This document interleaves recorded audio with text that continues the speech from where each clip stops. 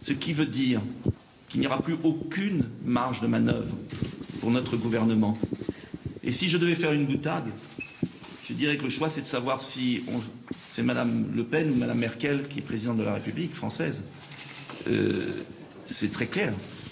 Et moi, je suis le garant, avec mon caractère, et je pense que Marine Le Pen le connaît, même si on ne se connaît pas depuis si longtemps, et mes convictions profondes. Je suis un être libre. Et je dis à tous ceux qui se sont inquiétés de mon choix, pourquoi pas le dire, qui se sont interrogés, je le fais inébranlable dans mes convictions humanistes, gaullistes, républicaines et sociales. Inébranlable. Et je le fais parce que je suis certain que nous sommes capables, tous les deux et avec d'autres, qui nous rejoindront, j'en suis sûr, de sauver le pays et de donner ce qu'on a de meilleur pour notre pays. Comme les Français donnent ce qu'ils ont de meilleur pour la France. Et moi, je n'accepterai jamais l'arrogance, le mépris d'une certaine caste qui se rassemble aujourd'hui, après avoir ruiné le pays pendant 30 ans. Avez-vous remarqué qu'ils se rassemblent tous autour de M. Macron, comme si leur seul point commun, c'était le bilan catastrophique qu'ils ont. Et je le dis aux électeurs des Républicains, ce qui s'est passé dimanche soir à 20h10 était une honte pour la démocratie.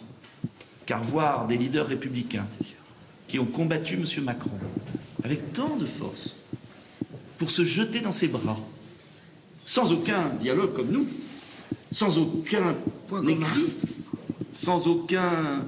Parce que nous avons... C'est vrai qu'on a mis du temps, on a laissé du temps au temps, on a réfléchi, on a travaillé. Parce que ce que je veux dire aux Français, c'est que c'est solide, c'est pas... c'est solide. C'est solide parce qu'il y a un amour commun de la France, et c'est solide parce qu'il y a un projet commun. Et c'est solide parce qu'il y a le respect de notre indépendance. Nous nous respectons dans notre indépendance. Et d'ailleurs, Debout la France présentera des candidats aux législatives face au candidat Front National. Tout à fait au premier tour, parce qu'il y a le différent choix pour les Français. Mais justement, plusieurs patriotismes se rassemblent au service du pays. Et ça, c'est un signal extraordinaire que nous envoyons aux Français. Il y aura des candidats Debout la France et des candidats Front National dans les 577 circonscriptions. Il y aura le temps des législatives, je crois. Il faut d'abord gagner la présidentielle. Mais c'est l'esprit, pour moi. Ouais, Europe 1, vous écrivez la transition de la monnaie unique à la monnaie commune européenne n'est pas un préalable à toute politique économique. Qu'est-ce que ça signifie? C'est une réflexion majeure. Non, ça signifie qu'il y a beaucoup de mesures à mettre en œuvre qui toutes ne dépendent pas de la transition de la monnaie unique vers la monnaie commune. Je pense, et j'ai eu l'occasion de le dire, à la mise en œuvre immédiate des budgets du CICE et des budgets qui sont actuellement accordés aux grands groupes pour la baisse des charges vers les TPE-PME. Ceci ne dépend pas, en l'occurrence, de la monnaie. Donc il y a toute une politique économique à mettre en œuvre immédiatement qui n'est pas liée, encore une fois, à cette nécessaire transition, cette nécessaire transformation de l'euro, monnaie unique, vers l'euro, monnaie commune. Madame Le Pen, BBC News. Hier, M. Mélenchon a dit que Le Pen est encore pire que Emmanuel Macron. Ce sera difficile alors de gagner. Écoutez, il me semble que M. Mélenchon a exprimé un vote personnel, il n'a pas appelé à voter. Il a donc admis que chacun de ses électeurs avait la possibilité, en conscience, de choisir son vote. Encore une fois, Nicolas a eu raison de rappeler quelles sont la logique de quelle est la logique de nos institutions. La logique de nos institutions, c'est que chaque Français, dans les quelques jours qui le séparent du deuxième tour, va devoir se poser la question. Voilà, la question essentielle. Qu'est-ce qui pour moi est majeur? Qu'est-ce qui pour moi est prioritaire? Et je suis convaincu que face à cette question essentielle, compte tenu du projet de M. Macron, de dilution de notre pays, de négation même de ce qu'est la France, sa culture, sa grandeur, son histoire, mais aussi face à la violence du projet social qui est le sien, de concurrence terrible, un projet que j'ai décrit en disant qu'il est fratricide, puisqu'il vise à lancer la guerre de tous contre tous, toutes les entreprises contre les entreprises, les salariés contre les salariés. Eh bien, face à ce choix, je le dis clairement, il y aura, et je crois beaucoup, d'électeurs qui ont fait le choix de M. Mélenchon au premier tour, d'électeurs qui ont fait le choix de M. Fillon au premier tour, qui nous rejoindront. Voilà, qui décideront que le projet que nous portons est en même temps le plus juste et le plus susceptible de rendre aux Français leur souveraineté, leur liberté, la maîtrise de leur destin, mais aussi de protéger notre économie, notre sécurité, notre identité nationale. Voilà pour la conférence de presse commune de Marine Le Pen avec Nicolas Dupont-Aignan. Nos invités en plateau dans quelques instants, bien sûr, vont réagir. Il y a eu beaucoup de choses, on va longuement en parler. Il y a eu une annonce principale. La voici. Présidente de la République, je nommerai Nicolas Dupont-Aignan Premier ministre de la France, appuyé par une majorité présidentielle cohérente et unis par l'intérêt national que nous ferons naître avec lui. Nous constituerons un gouvernement d'union nationale qui réunira des personnalités choisies pour leurs compétences et leur amour de la France. Vous le voyez, chers compatriotes, l'alliance qui s'est nouée, cette alliance pour le pays n'est pas une alliance de circonstances. C'est la grande alliance patriote et républicaine qui incarne la recomposition que le pays attend. Les électeurs du premier tour l'imposent avec l'élimination des anciens partis. Cette alliance est la voie vers la rupture, cette rupture tant promise qui n'est jamais arrivée. Cette alliance mettra fin à ce cycle d'élections de président de la République élu par défaut, dont l'irrésolution et l'insuffisance enfoncent chaque jour notre pays. Nous n'avons plus le temps. Sur la pente du déclin sur laquelle glisse le pays, nous n'avons plus le temps. Je dis à tous les Français, le moment est venu. Le moment est venu pour les fils et filles de France, quel que soit leur parcours, leur origine, pour les Français de filiation et les Français de désir, quel que soit leur vote du premier tour, de se grouper pour défendre l'intérêt du pays. Rejoignez-nous pour organiser le rassemblement du peuple français, redresser le pays et rendre à notre patrie sa grandeur. Vive la République, vive la France. Alors Marine Le Pen avait promis qu'elle allait annoncer le nom de son Premier ministre avant le deuxième tour. C'est désormais chose faite et c'est Nicolas Dupont-Aignan, j'ai envie de dire, contre toute attente. En tout cas, elle a payé le prix politique fort de l'accord. Elle fait les choses tout à fait dans la tradition des coalitions de partis. C'est exactement l'inverse de la démarche d'Emmanuel Macron, c'est à noter. Alors les partis sont évidemment pas comparables, oui. Mais Emmanuel Macron répète dans le Figaro ce matin qu'en ce qui le concerne, il n'est pas question qu'il change son programme et il n'est pas question de coalition avec un autre parti.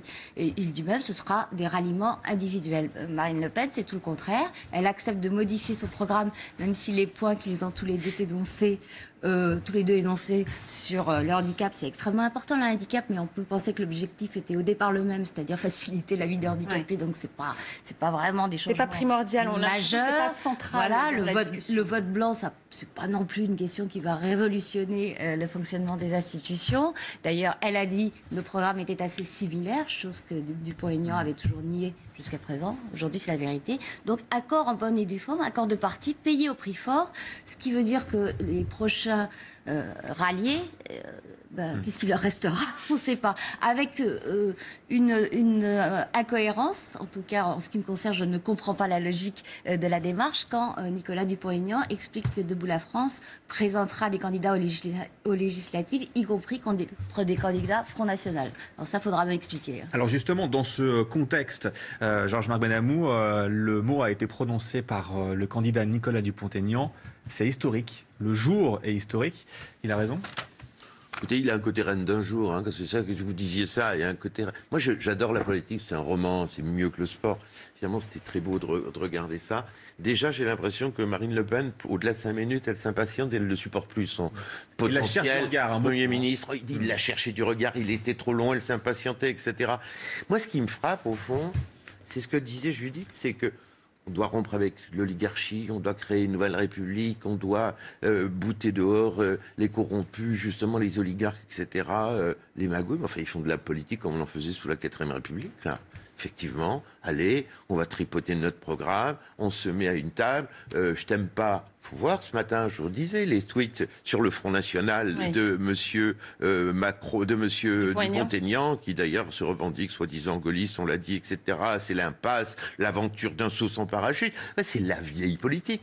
C'est presque pire que chez les écologistes, les Verts quand ils font de la magouille, etc. Donc il y a un côté, effectivement, un énarque. C'est un énarque qui va en rupture. Ancien collaborateur très proche de François Bayrou, soi-disant gaulliste, qui s'assoit avec une dame dont on a l'impression que son seul souci, c'est de sortir son isolement. C'est comme une Sainte Catherine qui a envie de se marier à tout prix, avec n'importe qui, le plus vite possible. Et elle avait la tête d'une Sainte Catherine qui se marie avec le premier passant. Donc c'est pas très rafraîchissant. Hein, le changement, où est-il? Alors moi, Marine Le Pen, là, on critique la politique traditionnelle. Elle voit les 4 points avant tout. Les 4 points de Dupont-Aignan au premier tour. Oui, elle va siphonner. Il y avait un côté, je l'ai ferré celui-là, et à mon avis, déjà, elle le supporte plus. Stratégique. Alors, il faudrait peut-être s'interroger sur les dessous de cet accord. Qui va en ressortir gagnant? Parce qu'on voit bien que là, vous le disiez, Judith, le prix à payer est lourd. Mais il y a une autre question, et Gérard Leclerc, on s'interroge sur ces 300 000 euros de dette du candidat Dupont-Aignan, puisqu'il n'a pas atteint les 5%. Il n'a pas fait les 5%, oui. Il n'a pas fait les 5%. Alors, y aurait-il aussi un accord financier en plus d'un accord politique? Ça, pour l'instant, on n'a pas d'informations là-dessus. Donc, je sais pas. Ça peut être jouer un rôle. Mais l'essentiel n'est pas là. L'essentiel, c'est quand même, dans ce qu'on vient de voir là, c'est l'idée que c'est pas un simple ralliement, mais que c'est, comme ils le disent, une grande alliance entre donc les patriotes et les républicains, sur fond de dramatisation, hein, puisqu'ils nous disent que rien de moins que c'est la France est menacée de disparaître, en danger de disparition, menacée par donc à la fois la finance, la mondialisation, le délitement culturel, la menace islamiste, etc., etc. Donc très forte dramatisation.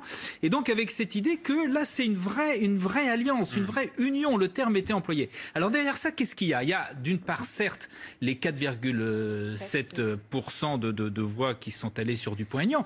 C'est quand même pas rien. Hein. Rappelons quand même que le rapport de force pour l'instant il est 60-40, donc 5% c'est pas rien. Hein. C'est déjà quelque chose. Sachant qu'en politique, tous ne vont peut-être pas suivre non plus. Mais enfin bon.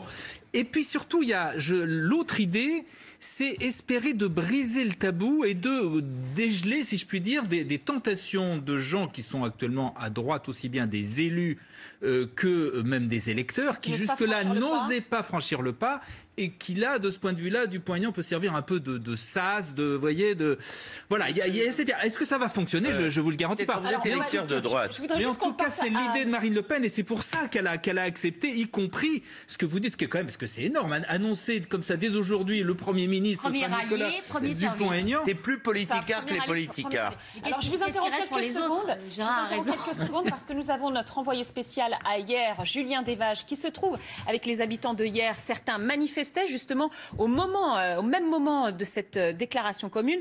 Alors je ne sais pas si nous avons réussi à garder Julien Desvages. Oui, il est là avec nous, Julien.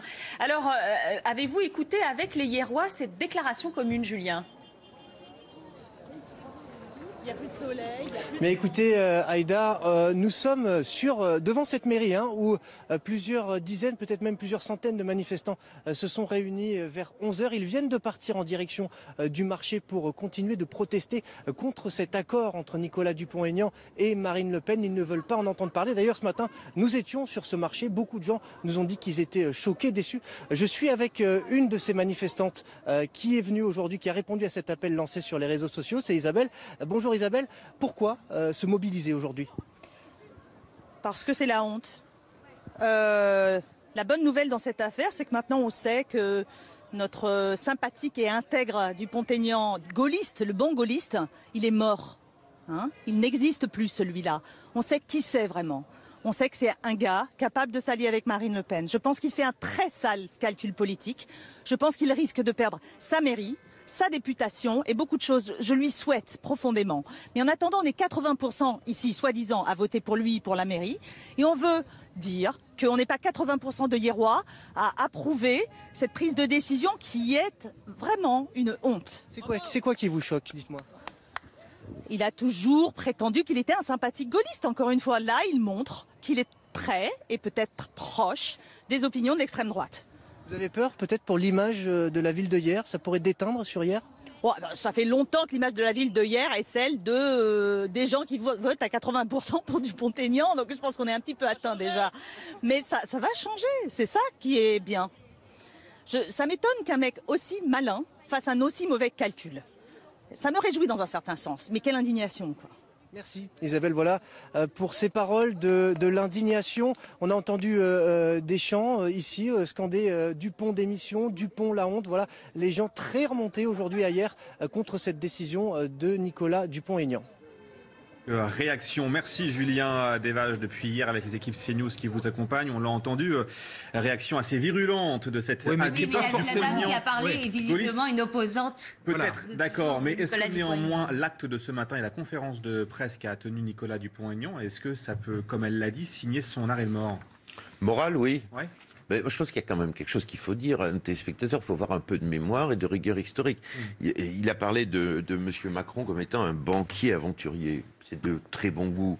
Moi, je dirais que c'est un escroc au gaullisme. On n'a pas le droit de se revendiquer du gaullisme quand on s'allie avec des gens qui ont voulu assassiner le général de Gaulle. Ce sont les créateurs du Front National. Non, mais oui, on est parti dans... Non, mais on n'a pas le droit. On n'a pas le droit de se revendiquer du gaullisme. Il faut lire le blog aujourd'hui assez remarquable d'Alain Juppé ou l'éditorial d'Alexis Brézé dans le Figaro. On peut être effectivement très à droite. On peut être effectivement droit dans ses bottes comme Alexis Brézé au Figaro ou d'autres et être dans une démarche républicaine. Là, c'est quelqu'un qui va se coucher. C'est la France couchée. C'est pas un gaulliste du tout, du tout.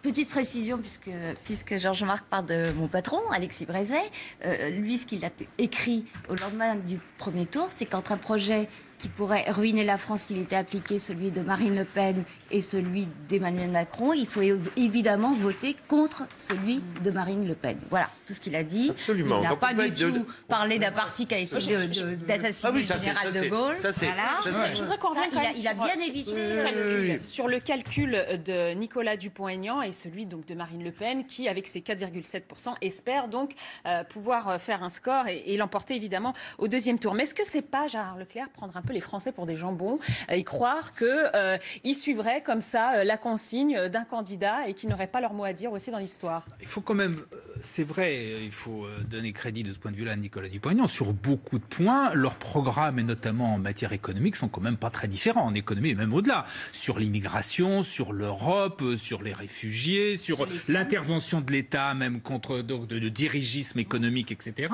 Vous avez quand même beaucoup de points communs, c'est vrai. Et d'ailleurs, c'est pour ça qu'on lui posait toujours la question à Nicolas Dupont-Aignan. On lui disait, mais est-ce que vous n'êtes pas, finalement, vos programmes se ressemblent? Et là-dessus, il était catégorique. Oui, mais moi et le Front National, c'est différent. Et donc, il y avait une espèce d'ambiguïté que là, il vient de rompre, mais en même temps, c'est justement ce qui faisait sa spécificité, c'est qu'il se mettait quand même à côté du Front National, et là, il la perd complètement. Je vois plus quel est l'intérêt pour un certain nombre de gens d'aller maintenant voter pour Nicolas Dupont-Aignan, puisque les idées, je vous dis, sur le fond, sont quand même très proches. Mais ça veut dire concrètement que Nicolas Dupont-Aignan s'est trompé de stratégie?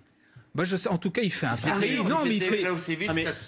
Il fait un pari. Il pense que la victoire de Marine Le Pen est possible et que là, du coup, pour lui, c'est la gueule. Il sera Premier ministre. Faut pas non plus. Purement, c'est le poste de Premier ministre. Ça va pas au-delà. C'est ça. Faut pas faire procès d'intention, mais enfin. C'est de rêver ce matin pendant 2 heures, reine d'un jour, à être Premier ministre. Moi, je crois que cette campagne, elle est faite de rebondissements, de feuilletons, etc. Cet événement, effectivement, il faut le traiter, mais en fait, il faut quand même le relativiser. D'abord parce que quand on parle de 60-40, ou des sondages, encore sont-ils fiables?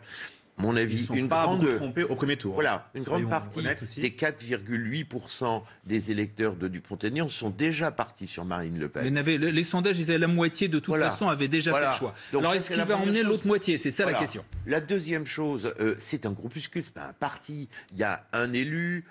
Tu disais tout à l'heure quelques maires, un million de voix. C'est plus d'un million de voix. Attention quand même. 60 maires à conseiller régional. Mais ils sont déjà presque partis sur le second tour. C'est un groupuscule. Et puis effectivement, ils étaient des rivaux souverainistes qui se crachaient à la gueule. Maintenant, ils se sont alliés. Effectivement, il s'est mis au service de Madame Le Pen. Mais alors justement, est-ce que c'est pas... Alors, il revendique une certaine liberté, il dit qu'on va garder notre... Il avait l'air d'avoir la laisse un peu voilà. comme ça, mais... Mais justement, est-ce que il dit pas adieu à cette liberté, cette indépendance qu'il a toujours revendiquée? Non, bien sûr. Oui, enfin, le FN est un parti suffisamment bien tenu pour que vous inquiétez pas, ça passera. Non, le vrai pari qu'il fait... Sauf que les quelques points grappillés par un candidat de bout la France, oui, ça Macron... peut, mais il y a un deuxième tour.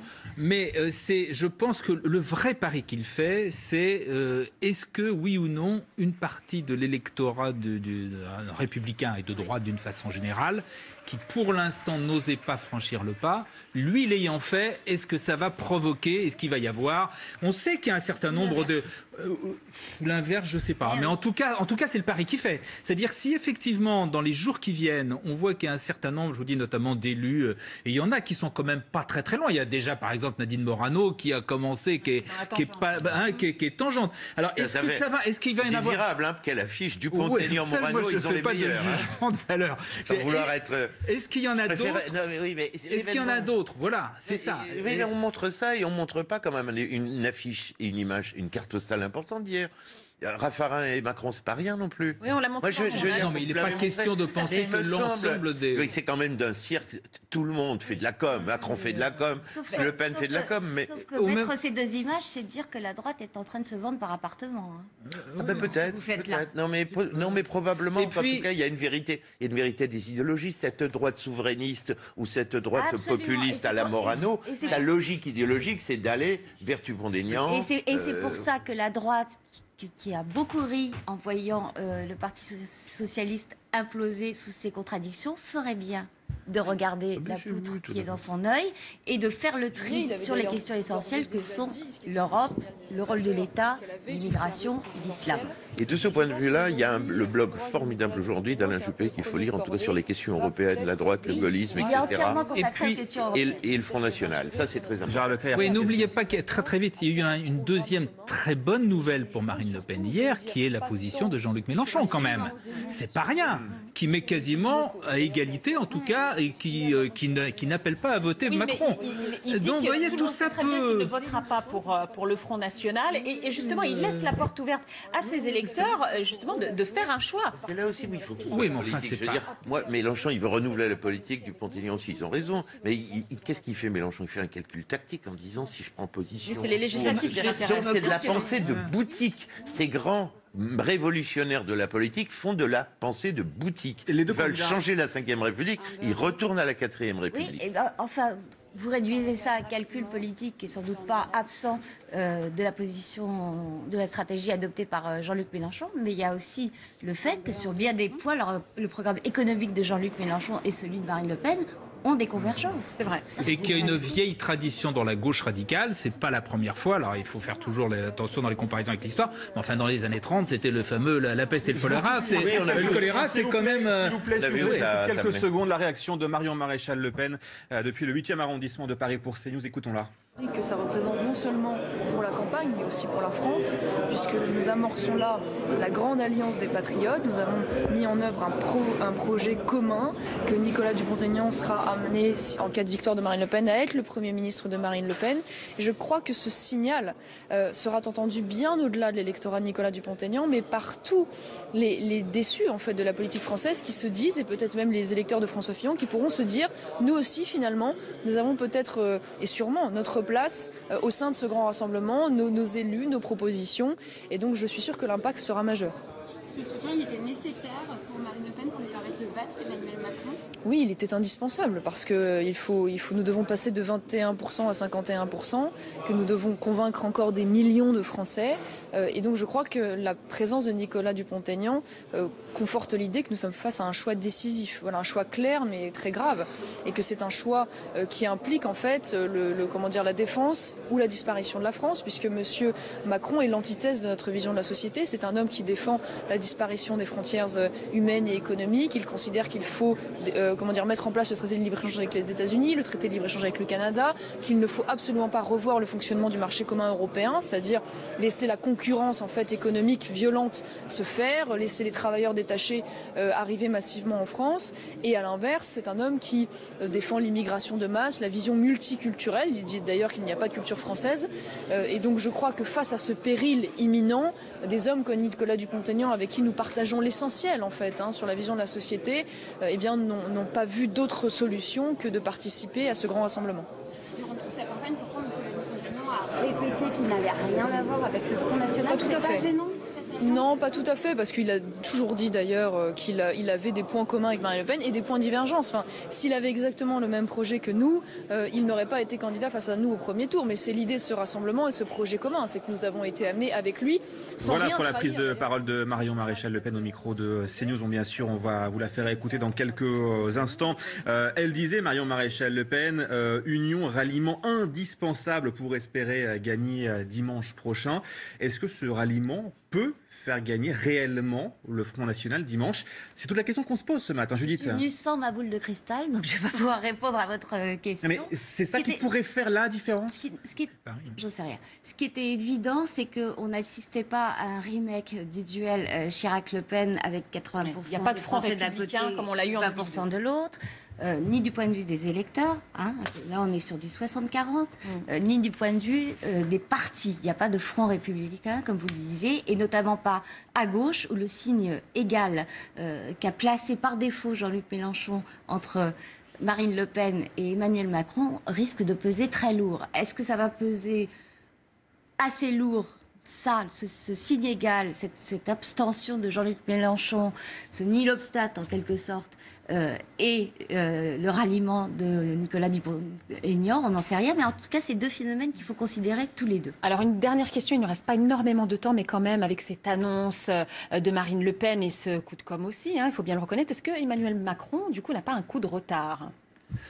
En tout cas, je vous dis, hier, là, ça n'a pas été une bonne journée pour lui, en dehors de ce qu'il a fait.